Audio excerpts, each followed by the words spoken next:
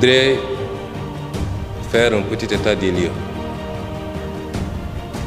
Le Sénégal, sous le magistère de son Excellence le Président Bassirou Diomaye Faye, a fait le choix de la transparence, a fait le choix de la gestion saine, rigoureuse, basée sur l'intégrité des hommes et la transparence dans la communication des chiffres et des faits. Cela a commencé évidemment par un état des lieux, l'audit des finances publiques qui malheureusement pour notre pays a révélé les résultats que vous connaissez tous. Une dette qui était de 20 points supérieure à ce qui était annoncé et un déficit de plus de 10 points par rapport aux chiffres qui étaient initialement annoncés. L'ex-ministre secrétaire général du gouvernement, aujourd'hui ministre d'État chargé du suivi du pilotage, l'a rappelé. Nous aurions pu, comme les régimes passés, faire la politique de l'Autriche, cacher ces chiffres et continuer ce qui a été fait jusqu'à présent. Mais le gouvernement, sous la houlette du président Bassirou Diomaye Faye, a choisi l'exercice de vérité, tout en mesurant toutes les conséquences que nous vivons jusqu'à présent. Mais comme dit l'adage, c'est le difficile qui est le chemin. Soit nous continuons dans la facilité, ou alors pour partir sur de nouvelles bases saines, pour pouvoir impulser définitivement un développement que les Sénégalais attendent depuis très longtemps. Le choix a été vite fait. Nous avons choisi de partir sur cette nouvelle base. Nous en assumons les conséquences.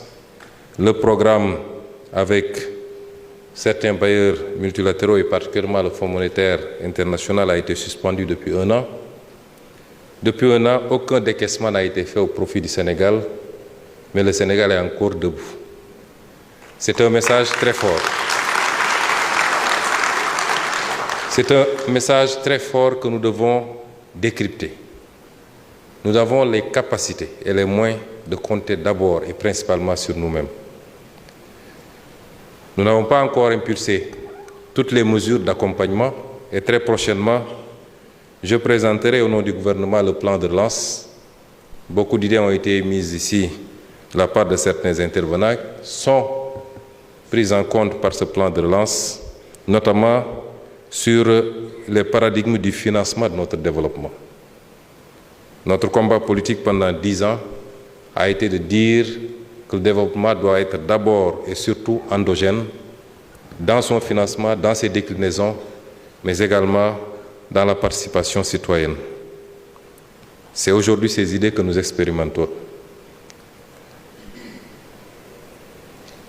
Et je dirais que cela n'exclut pas la possibilité ultérieurement de trouver un accord avec tous les partenaires, parce que rien ne peut justifier aujourd'hui que ces accords ne se fassent pas, si ce ne sont des considérations politiques et qui seraient liées certainement à notre volonté d'assumer notre souveraineté.